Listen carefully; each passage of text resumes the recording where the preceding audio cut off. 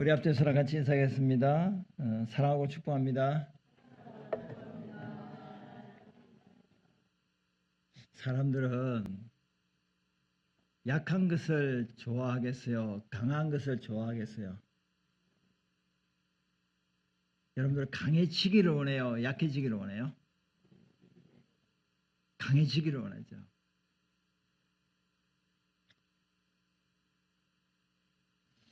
그런데 여기에 역설적인 패러독스가 있습니다. 내가 강해지면 주님이 약해져요. 내가 약해지면 주님이 강해져요. 근데 우리는 강해지기를 원하잖아요.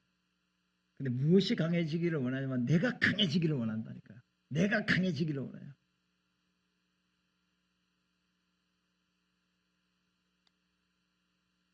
그래서 저도 이제 예전에는 하여간 이 동네 구석구석 아파트 한 동 한 가정 전도 안 한 데가 없어요.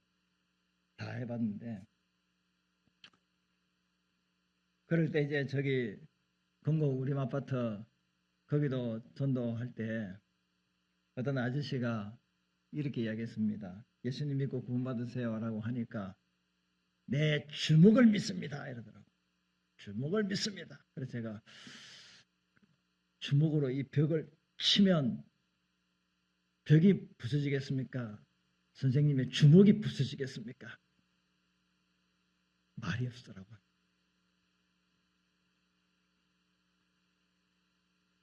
오늘 바울은 이렇게 이야기합니다. 나의 약한 것들만 자랑하리라. 세상 사람들은 자신의 강함을 드러내고 자랑하고 그거를 붙들고 살기를 원하지만 바울은 반대로 나의 약한 것들만 자랑한다.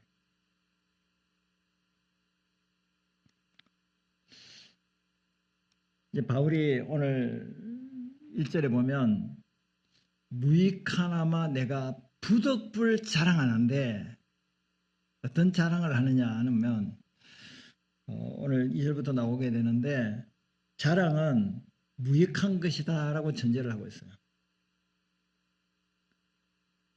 자기 자랑은 아무런 유익이 안 된다는 거예요. 무익하다는 거예요.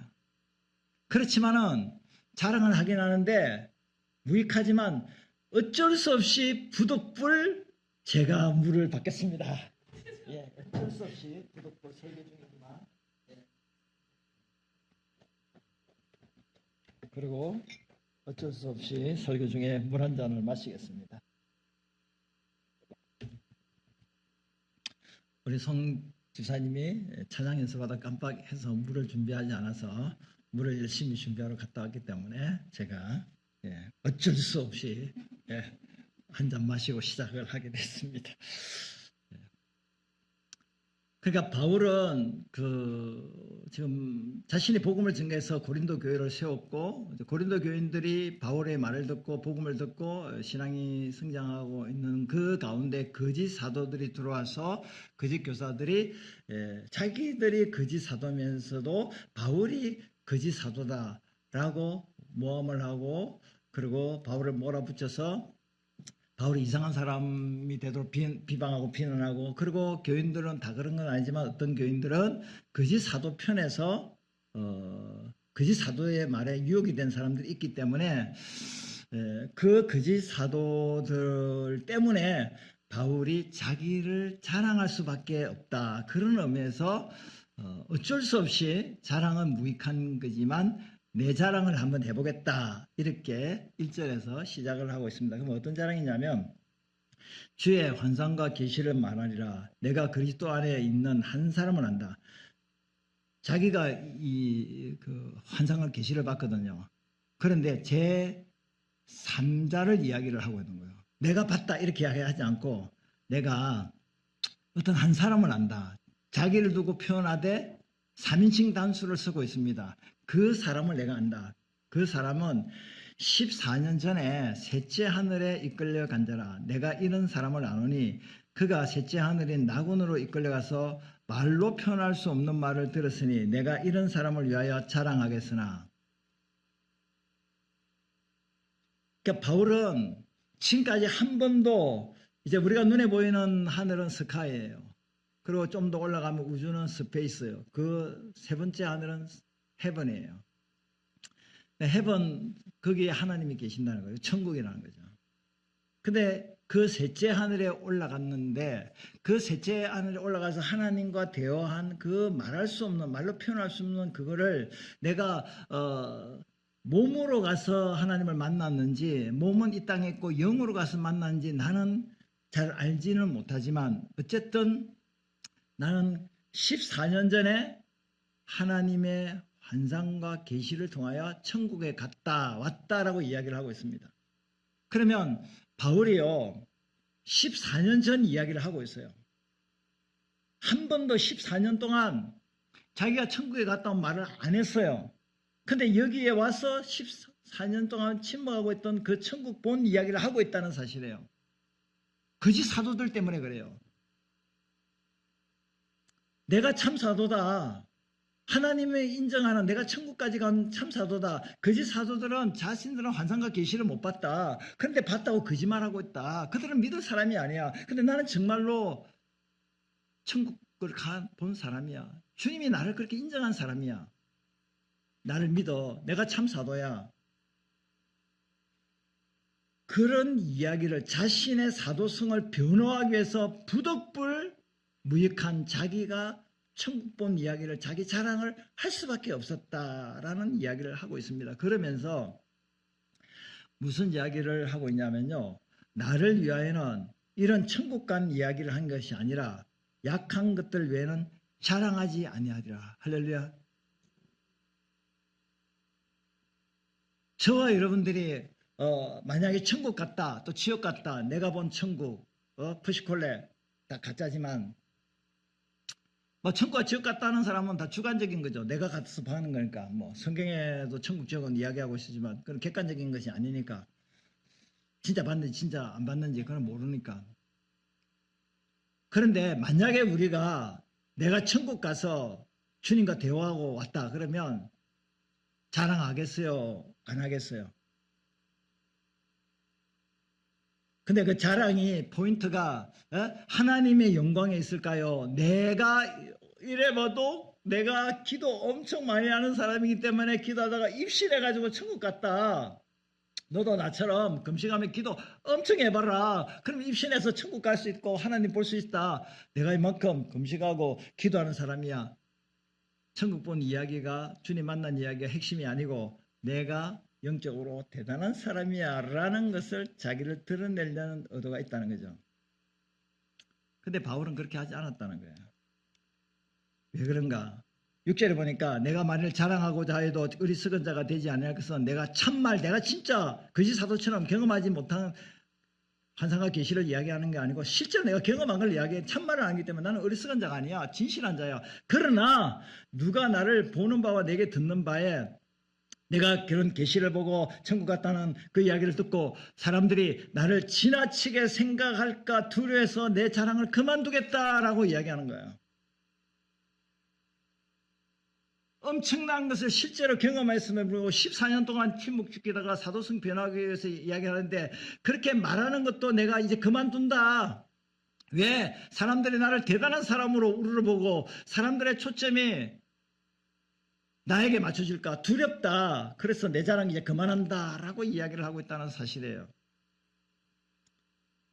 우리의 문제가 뭐냐면요. 우리는 너무 자기 자랑을 많이 하려고 해요. 여기 보면 그 거짓 사도들과요. 그리고 바울과 비교를 해보면 차이점이 뭐냐면 거짓 사도들은 자기 자랑이에요. 자기 명예, 자기 칭찬, 자기를 높여.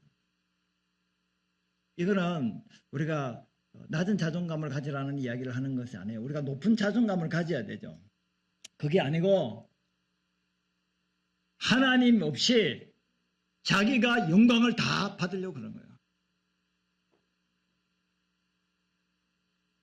목적은 거짓 사도의 목적은 자기 영광이에요. 근데 바울은 하나님께 초점 맞추고 하나님의 기쁨이고 하나님께 영광 돌리는 데 있다는 사실. 할렐루야. 그래서 바울은 우리가 본문을 계속 보는 것은 이제 거짓 사도 때문에 사도성 변호하는 이야기를 계속 지금 하는 그 맥락 속에서 말씀을 지금 계속 나누고 있는데요. 바울은 거짓 사도와 내가 다른 점은 뭐냐면 거짓 사도는 자기의 이목에 집중시키고 인간을 높이려고 하고 그거로 사람들을 몰아가고 있는데 나는 그게 아니다. 나는 오직 나를 통하여 누가 드러나게 하신다고요? 하나님만 드러나기를 원한다. 옛날에 가스타를 지도한 그 이제 전사님인데 사모님이죠. 그분이 와서 이제 우리 아이들도 예전에는 아이들이 좀 있을 때 여기 뭐 무대가 돼서 가스타들 난리가 났잖아요. 예, 예, 그럴 때 막 잘했다 칭찬하게 되면 그분이 뭐라고 합니까?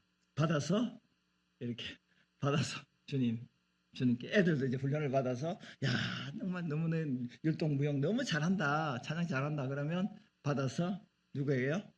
모든 영광 하나님께. 내가 취하지 않는다. 내가 받지 않는다는 거예요. 우리도 자랑할 거 많지만요. 자랑할 거 많잖아요.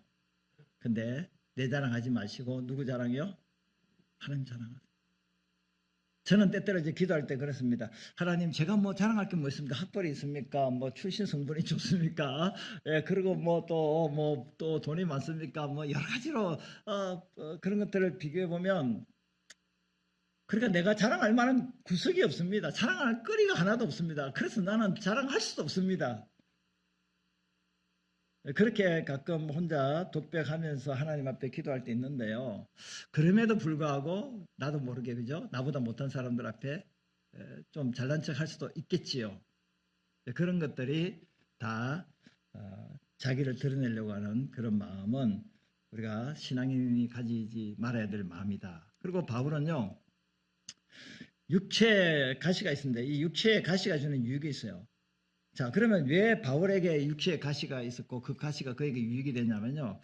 이 바울은 지금 어떤 것을 본 사람입니까? 여기 이제 오늘 7절에 보니까 여러 계시를 받은 것이 지극히 크므로 너무 자만하지 않게 하시려고 내 육체의 가시 그 사단의 사자를 주셨으니 이는 나를 쳐서 친다는 것은 이 가시가 나를 찌른다는 거예요. 강력하게 뭐 고통으로 찌른다는 겁니다. 주먹으로 치는 것처럼 나를 쳐서 가시가 나를 쳐서 너무 자만하지 않게 하려 하심이라. 이 가시가 뭘까요? 가시는 뭐 다양하게 영적인 것이다, 감정적인 것이다, 정신적인 고통이다, 박해다 등 이야기했는데 가장 큰 학자들의 그 주장은 육체적인 질병이 있을 것이다. 육체적인 질병은 시력이 안 좋았다. 시력이 안 좋다.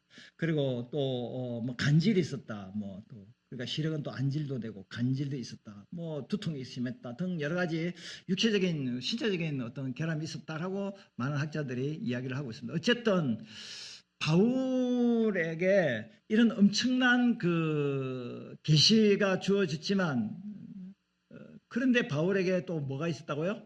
육체에 가시가 있었다. 하나님이 왜 가시를 주셨을까? 가시를 준 이유는요. 하지 말라고요? 교만하지 않게.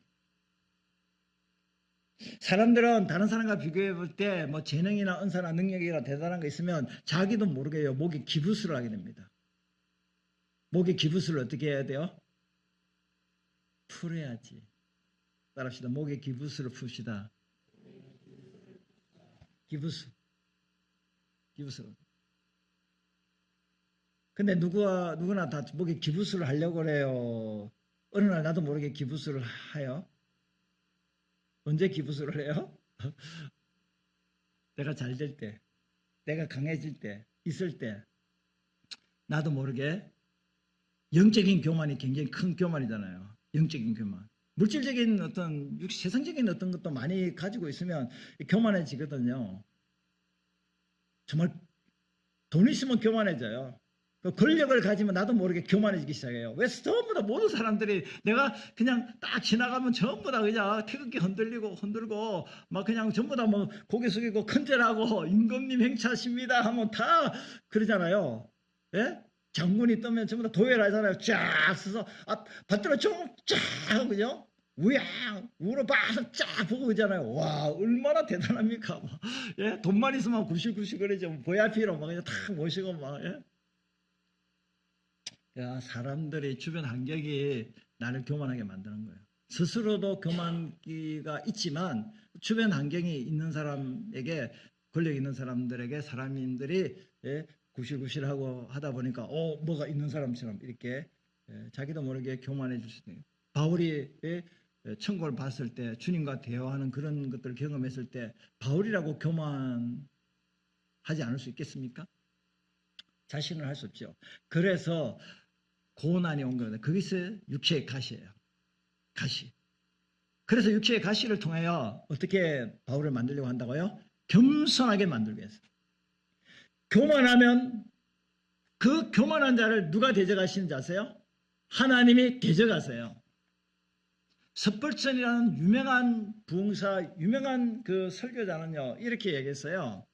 하나님은 교만한 자를 어떻게 대적하느냐? 하나님이 두 팔을 긋고 교만한 자를 대적한대요. 그럼 교만한 자가 살아나요? 못 살아나요? 죽지. 그러면 교만한 사람은 뭐 하려고 환장한 사람이요? 죽으려고 환장한 사람이요. 그래서 제가 논산에 어떤 그 치유센터에 또 몇 개월 다니면서 거기 또 공부도 하고 막 거기 갔는데, 거기 치유센터의 원장이 장로님이세요.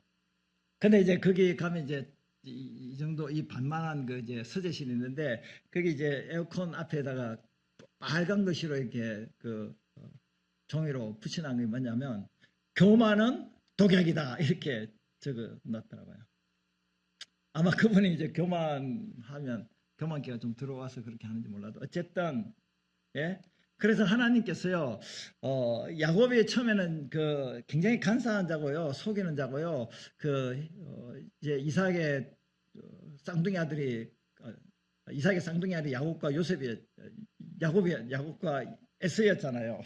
네, 말을 빨리 하려니까 지금 말이 꼬였는데 그래서 이제 그 야곱은 어떻게 하는지 그 장자권을 뺏으려는 그 마음이 어머니 리브가의 태 속에서부터 싸웠고요. 결국에는 간만의 차이로 형이 먼저 나가니까, 에스가 먼저 나가니까 발꿈치 붙들고 그렇게 나와서 찾아가 되는데요.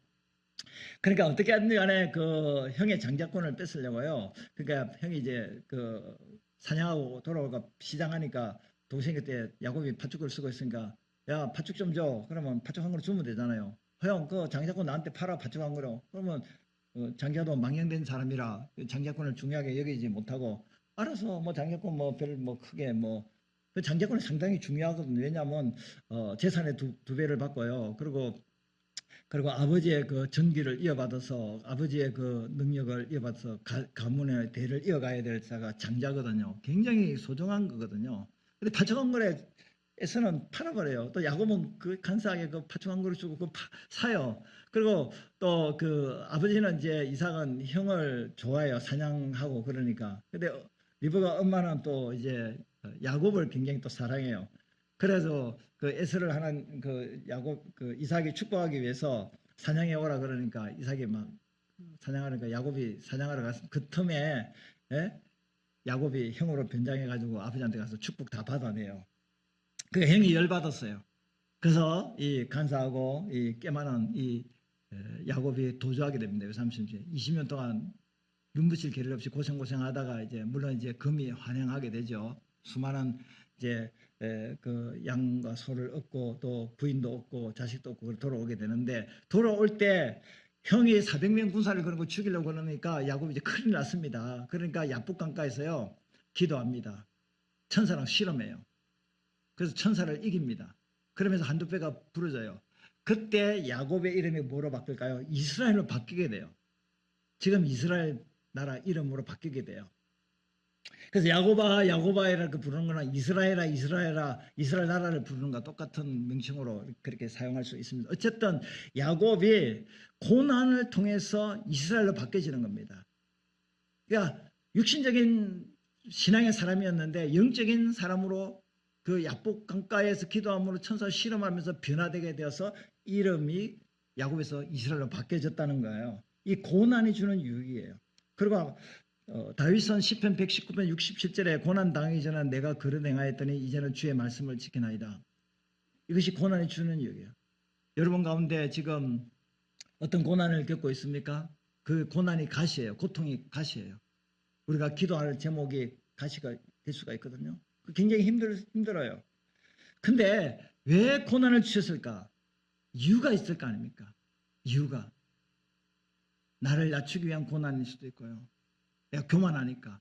그렇지 않으면 너는 너 자신을 의지하지 마. 나 여호와 하나님을 의지해야 돼. 사람에게 집중하지 말고 하나님에게 집중해. 더 기도의 자리, 더 말씀의 자리, 더 예배 자리 나와야 돼. 그런 의미에서 고난이 내게 주어짐으로 내가 정신을 차고 영적인 경각심을 가지고 더 주님을 가까이 할 수 있도록, 그래서 고난이 유익이 될 수 있다 하는 것입니다. 그래서 제가 이제 말씀을 준비하면서 고난이 유익이라는 이제 복음성가가 생각이 났는데요. 1절에 보니까 내 짐이 무겁고 힘이 드나 주를 보라. 고난이 유익이라 주님 말씀하시네. 나의 가는 그 길을 오직 주가 하시나니 나를 단련하신 후에는 내가 정금같이 나오리라. 오늘의 아픔은 내일의 소망이요 쓰라린 아픔 뒤에 축복이 있다네. 이전에는 고난은 인생의 참 의미를 알게 하고 예수님 한 분으로 만족할 수 있어요. 나의 가는 길, 그 길을 오직 주가 하시나니 나를 단련하신 후에는 내가 정금같이 나오리라. 고난이 크면은 영광도 크는 법, 장차 받을 영광과 비교할 수도 없다네. 3절은 여러분들이 읽으시면 좋겠습니다. 읽겠습니다. 시작. 고난의 십자가 보배이며 능력이라. 주님을 따르는 자 십자가 져야만 하리. 나의 가는 그 길을 오직 주가 아나니 나를 단련하신 후에는 내가 정금같이 나오리. 좁은 길 가는 자 생명길 영광의 길 십자가 진 후에 멸류관 있으리. 우리가 이 고난 받는 이 인생 가는 길을 누가 하신다고요? 주님이 하세요. 그래서 이 고난을 통해서 나를 믿음으로 단련하시고 나의 믿음을 정금같이 되어 나오도록 그렇게 하신다는 거예요. 그러니까 바울에게 주어진 가시는 교만하지 않도록 겸손하게 하도록 하나님이 육체의 신체적인 고통을 주셨다 하는 것이에요. 유익을 왜 주셨다는 겁니다. 그래서 이제 주님의 은혜가 내게 충분하다. 그런데요, 오늘 바울이요, 이제 가시가 있잖아요. 고통이잖아요. 아픔이잖아요. 그럼 뭐 해야 돼요? 기도해야 되잖아요. 이렇게 기도합니다. 이것이 내게서 떠나가게 하기 위하여 내가 주께 몇 번 기도해요? 3번 기도해요. 간절히 게세마네 동산에 주님이 기도한 것처럼, 그리고 한나가 자식이 없어서 그 고통 중에 기도한 것처럼 그렇게 3번을 간절히 기도했는데요. 어떤 응답이 왔을까요?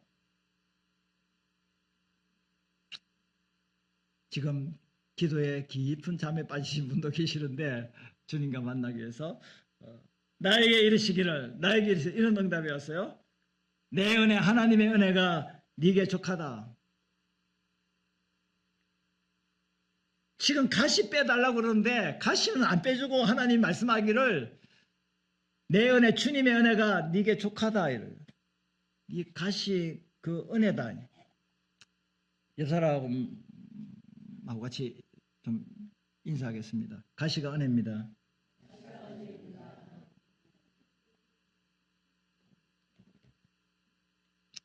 뭐가 은혜라고요?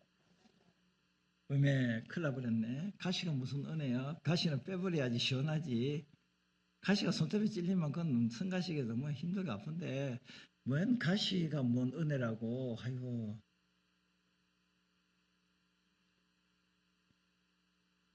그러면서 이유를 이야기하기를 이는 내 능력, 하나님의 능력이 약한 데서 온전해짐이라. 그러므로 가시가 은혜가 된다. 이런 말이죠. 그래서 나의 약함은 곧 누구의 강함이라고요? 그리스도의 강함이에요. 그래서 약할 때 강하다는 거예요. 내가 약할 때 강해요. 내가 약할 때 누가 강하다는 말이에요? 내가 약한데 내가 왜 강하다는 말을 하는 거예요? 그리스도가 강하기 때문에. 그래서 이렇게 이야기를 합니다. 9절 하반절. 그러므로 도리어 크게 기뻐함으로 나의 여러 약한 것들을 자랑하는데 이는 그리스도의 능력이 내게 머물게 하게, 그리스도의 능력이 내 위에 부어지게 하기 위해서.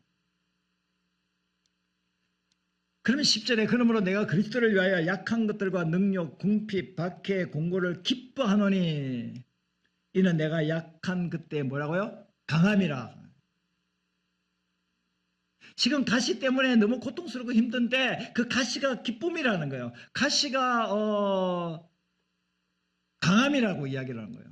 왜 그럴까요? 내가 약하면 약할수록 누구를 더 의지하고 누구를 더 붙들고 누구의 능력을 더 힘입을 수 있을까요? 주님의 힘입을 수 있습니다.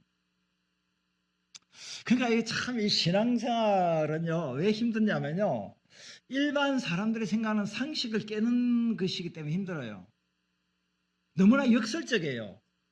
패러독스예요. 왜 그러냐면 오른밤 때리면 왼밤을 돌려다니는 게 이게 말이 안 되잖아요. 오른밤 되면 나도 한번 때려야 되잖아요. 근데 왼밤도 돌려대래? 누구 더 성질나게 만들어 그러나? 그런 것이 아니라 속옷을 걷어가면 속옷 주고 올려가면 신미를 가고 쉽게 말하면 손해보고 희생하고 그렇게 살아야 된다는 거거든요. 그건 바보잖아요. 다 주여 천재가 되게 해주세요. 성공하게 해주세요. 강건한 능력의 사람이 되게 해주세요. 그렇게 하지 약한 사람이 되게 나 참 겸손한 사람이 되게 해주세요. 나 약한 사람이 되게 해주세요. 나 베푸는 사람 이기적인 욕망과 욕심을 갖지 않고 이타적인 사람이 되게 해주세요. 그런 세상의 가치관과 원리하고는 너무 반대되는 것을 기도하고 반대되는 삶을 살라고 성경에서는 이야기를 하고 있으니까 인간의 본능으로서는 그렇게 살 수가 없잖아요. 근데 오늘 이 말씀에 보면은 약할 때 강하다고 이야기하는 거예요. 내가 약할 때 강하다는 말은 누가 강하다는 말이에요? 주님이 약한 나를 도와주신다는 말이잖아요. 그렇기 때문에 우리 바울은 자기의 약함을 이야기하지 강함을 이야기하지 않는다는 거예요. 왜 강함을 이야기하면 누가 사라져요? 주님이 사라져요. 주의 능력이 사라져버려요. 그래서 교만하면 죽는 거예요. 겸손하면 사는 거예요. 즉 다시 말하면 예수 믿고 구원받은 우리는 내가 죽어지면 죽어질수록 더 강력하게 누구의 힘이 능력이 나타난다고요? 그리스도의 능력이 나타납니다. 그래서 옆 사람 다시 인사합니다. 잘 죽읍시다. 근데 왜 인사가 잘 죽읍시다라고 이야기를 했냐면요. 죽더라도요. 팍 죽어야 되고 완전 죽어버려야 되는데 어설프게 죽으면 내가 안 된다 이 말씀이에요. 어설프게 죽으면 안 된다. 어설프게 죽으면 신앙생활하는 것이 힘들어요. 어설프게 죽으면 힘든 거예요. 내가 자꾸 살아있으니까. 그때 내가 막 팍 죽었으면, 내가 시체가 됐으면, 내가 사망선고가 됐으면, 그때 사는 역사가 나타났을 텐데, 그때 왜 내 성질머리가 살아있었고, 내 주장과, 내 고집과, 내 욕심과, 그렇게 왜 내가 살아있었을까? 그때 내가 팍 죽었으면, 가정도 화목했고, 이웃과의 관계도 좋았을 것이고, 이런 문제가 생기지 않았을 텐데, 내가 그때 왜 살았을까? 그러니까, 내가 사는 것만큼 문제 덩어리가 커지는 겁니다. 눈덩이처럼. 근데 내가 죽으면 죽을수록요. 내 안에 계신 주님이 역사하시는 거예요. 주님은요. 강한 사람에게는 역사하지 않아요. 왜? 잘난 척하니까. 그럼 네가 알아서 하라고 하는 거예요. 우리 인생을 살아갈 때 주님 없이 내가 마음대로 내 힘으로 내 능력으로 살아간다 그러면 주님이 역사하지 않아요. 그러면 인간이 강하면 얼마나 강하겠습니까? 잘났으면 얼마나 잘 났겠습니까? 잘 달리다가 어느 날 갑자기 그냥 땅이 푹 꺼져가지고 그냥 추락할 수도 있고 잘 다니는 자가 마지막에 끝장 날 때가 있잖아요. 잘 다니다가 마지막에 그런데 자신의 약함을 아는 사람은 한 걸음 한 걸음 인생 하나 살아갈 때 누구만을 의지하고 붙들고 살아가겠어요? 주님만을 붙들고 사는 거예요. 주님만을 붙들고 살아가는 거예요. 주님, 나 붙들어 주세요. 나 도와주세요. 나 주님 아니면 나 살아갈 수가 없어요. 인간적으로 보면 돈 있어요. 권력 있어요. 힘 있어요. 똑똑해요. 그럼에도 불구하고 주님, 나는 어린아이와 같이 연약한 자입니다. 주님이 도와주셔야 됩니다. 주님이 아니면 나 일어설 수 없습니다. 그런 의미가 되겠습니다. 그래서 바울의 예를 들면 루스드라에서 바울이요 전도를 하다가요 유대인들 대적하는 유대인들에서 바울이 이제 돌에 맞아 죽은 줄 알고 그 대적자들이 성에서 도시에서 끌어내쳤는데 바울은 그때 일어나서 다시 그 성에 들어가서 복음을 전가해요. 돌에 맞아 죽은 상태가 약한 상태라는 거예요. 약한데도 일어났어요. 누구 힘이에요? 그리스도의 능력이에요. 우리가 그리스도의 능력으로 복음을 전가하다가 신앙생활하다가 어려움을 겪는다 할지라도 다시 7.8기 오토기처럼 일어날 수 있는 그 힘의 능력은 주님으로부터 나타나는 거예요. 그러니까 저와 여러분들이 신앙생활하는데 수많은 굴곡이 있고 수많은 아픔과 고난이 있고 앞으로도 뭐 장담할 수 있고 실현은 계속 연속되는데 그럼에도 불구하고 끝까지 믿음의 롱런을 할 수 있는 그 믿음의 길을 포기하지 않고 끝까지 갈 수 있는 길은 내 능력이 아니라 내 안에 계신 누구의 능력으로 가능하다고요? 주님의 능력으로 가능하다는 사실이에요.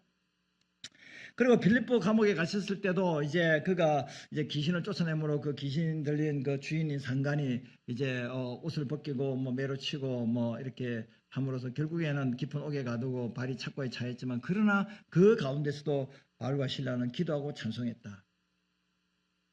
불평하고 원망하지 않고 찬송했다. 누구의 능력이요? 하나님의 능력이죠. 마지막 한 가지는 저는 이 구절을 참 좋아하는데 로마로 압송되어 가면서 유라굴로 광풍을 만나가지고 14일 동안 이제 그 먹지도 못하고 이제 배가 파손되는 그 직전에서 이렇게 바울이 그 걱정하고 두려워하는 사람들에게 이런 안심시키는 말을 하고 있는데 그 말하기 전에 이제 주님이 나타나서 바울에게 이렇게 말은 바울아 유라굴로 광풍 때문에 14일 동안 네가 바다에서 포로하면서 힘든데 두려워하지 말라. 네가 로마 황제 가이사 앞에 서야 하겠고 또 하나님께서 너와 함께 배에 탄 이 127명 217명인가 에게 항해하는 자들을 다 네게 줬다. 그러므로 여러분이 안심하라. 나는 내게 말씀하신 그 하나님 말씀대로 되라고 하나님 믿노라. 그래 내가 유라굴로 왕분하면서 나 죽을 그런 상황에 있는데 그 200몇 명이 되는 그 항해하는 사람들에게 안심하라고 이야기하시는 것은 우리가 이렇게 약한 자로서 이제 파산 직전에 놓이는 그런 상황 속에서도 누구의 힘을 힘입고 이렇게 담대하게 두려워하지 않고 두려워하는 사람에게 안심하라고 말할 수 있겠습니까? 하나님의 능력 때문에. 그래서 몇 사람이 예를 들면요, 이제 모세도 이제 그 미디안 광야에서 양치기 하고 있을 때 이제 하나님이 가시떨기 불꽃 가운데 나타나서 모세야, 모세야, 누구십니까? 나는 하나님이다. 너는 이집트의 바로왕에 가서 내 백성 고통당하는 이스라엘 백성을 해방시키라. 그러니까 모세가 뭐라고 합니까? 나는 말을 못합니다. 나는 입이 뻣뻣한 사람입니다. 나 같은 사람이 어떻게 그 강력한 이집트 왕 바로 앞에 서서 우리 백성들을 해방시킬 수 있겠습니다. 나는 못합니다. 못한다고 계속 말해요. 그러니까 하나님이 어떻게 하셨을까요? 하나님이 그때는 화가 났어요. 야! 못한다고 말하지 마. 누가 함께 하신다고요? 내가 함께 하는데 왜 못한다고 말하냐? 약한 너를 보지 마라. 네 힘으로 하는 게 아니야. 내가 하겠다는 거야. 내가 하겠다는 거야. 모세는 자기 힘으로 하려고 하니까 못하겠다 했잖아요. 주님이 한다. 그리고 또 한 사람은 기도원의 300명 용사인데요. 이제 기도원은 이스라엘 백성들을 이 사산대요. 이스라엘 백성의 사산대. 이 미디안 군대가요 13만 5천 명이 그 이스라엘을 압박하고 고통에 빠뜨렸어요. 그래가지고 이제 기도원이 이제 군사를 모집했는데 3만 명을 모집했어요. 근데 두려워 떠는 사람 다 집에 가라고 그래가지고 300명만 남았어요. 하나님 300명만 가지고 싸우래요. 여러분 300명 가지고 13만 5천 명 적군을 이길 수 있어요? 못 이겨요. 300명. 왜 하나님 자꾸 숫자를 줄였을까요? 네 능력으로 이겼다고 말 못하게 하기 위해서. 네 능력으로 전쟁에 승리했다고 말 못하기 위해서 300명으로 줄인 거예요. 그 300명으로 13만 5천 명을 이겼어요. 그러면 그들의 입에서 뭐라고 이야기가 나올까요? 내가 잘나고 내가 용감하고 내가 칼싸움을 잘하고 창싸움을 잘해서 내가 승리했다고 말할까요? 하나님이 하셨다고 이야기할까요? 하나님이 하셨다고 이야기해요. 왜? 하나님이 아니면 그 역사를 일으킬 수 없잖아요. 하나님은 그렇게 일하시는 분이에요. 그렇게 영광 받으시는 분이에요. 그래 우리가 잘나고 똑똑해서 나가면 하나님이 역사하지 않아요. 하나님 나 참 아무것도 못해요. 너무 부족해요. 하나님 안 도와주면 안 돼요. 그러면 야 이 녀석은 아빠 엄마가 손 안 보면 이 자식들은 살 수도 없구나. 천상 아빠 엄마가 붙어가지고 이 아들 공부도 가르쳐야 되고 먹을 거 필요한 것도 공부하고 채워주고 아빠 엄마가 항상 이 보호자가 돼야 되겠다. 그런 의미에서요. 여성 동기 여러분, 예, 남편보다 더 강하려고 폼 잡지 마시기 바랍니다. 예, 못 칠 수 있어도 여보 나 몸 못 쳐 이렇게 얘기해야 됩니다. 그러면 여보 그것도 못해. 남자들 그래 폼 딱 잡고 내 못 한 방에 끝나니까 빵 이렇게 쳐준잖아요. 또 여보 난 무거운 거 못 들어. 가벼운데 이거 들 수 있는데. 그러면 아이 그거 내가 해줄게. 탁 들어주잖아요. 근데 어떤 여성 동지는 기회가 없어서 못도 자기가 여보 내 못 엄청 잘 받아 못 박아. 그래 네가 실컷 받아가라. 못 박아. 무거운 것도 팍 자기다. 그러면 남편 안 도와줍니다. 소파에 누워서 신문 보고 TV 보면서 네가 묵은 거다 하고 못도 받고 애도 보고 네가 다 해라. 나 안 한다. 안 도와줘요. 근데 모든 것을 못한대. 너무 약해. 그러면 남편이 내 아내는 이것저것 못하니까 남편 없으면 아무것도 못돼. 그래서 내가 다 해줘야 돼. 내가 다 이해가 되는지 모르지만 우리가 약할 그때 강하다는 것은 하나님이 나를 도와주신다는 거예요. 강하다고 생각하면 하나님이 열중시어 하나님이 일하지 않으신다는 거예요. 약한 것은 나쁜 게 아니에요. 부끄러운 게 아니에요. 어떻게 생각하면 자기 잘난 척하고 자기 자랑하고 자기가 강하다고 생각하는 사람 언젠가 부러지게 되었어요. 그 교만하거든요. 그래서 하나님 고난을 통해서 내 힘으로 인생이 되어가는 게 아니구나. 내 뜻대로 내 계획대로 작품이 만들어져 가는 게 아니구나. 왜 나는 실패가 많고 좌절과 절망이 많을까? 이것이 복이에요. 할렐루야. 잘 되는 게 복이 아니고 가끔 실패도 하고 좌절도 절망도 맛보고 인생의 쓴맛을 맛보는 것이 더 축복이에요. 왜? 그때 정말 주님이 아니면 난 못 살아 하고 주님을 더 붙들게 되기 때문에 그래요. 더 붙들게. 물론 고난과 가시는 아프지만 마지막 한 사람은요. 다윗이 골리앗을 쳐서 물리쳤잖아요. 게임이 안 되는 겁니다. 근데 다윗은 어떻게 나갔어요? 누구의 이름으로 나갔어요? 만군의 여호와 이름으로 나갔다는 거예요. 나는 약하지만 그분이 강하기 때문에 나가서 그 강력한 골리앗을 쓰러뜨렸잖아요. 약한 자가 강해진 자가 될 수 있다. 누구 때문에? 주님 때문에. 오늘 마지막 결론은 우리는 자신보다 누구를 높여야 돼요? 주님을 높여야 됩니다. 절대 교만하지 말고 주님의 영광을 내가 가르치면 안 됩니다. 주님이 하셨습니다. 물질도 주님이 주셨습니다. 건강도 주님이 주셨습니다. 내가 이렇게 열심히 하고 엄청난 업적을 공로로 쌓았다 할지라도 제가 아니고 주님이 하셨습니다. 그리고 육체의 고난이 있습니까? 주님으로 충분합니다. 지금 여전히 시련이 있습니다. 그러나 주님으로 충분하다는 말은 뭐냐면 주님으로 만족한다는 말이고 주님으로 그 어려움을 딛고 이겨나갈 수 있다는 겁니다.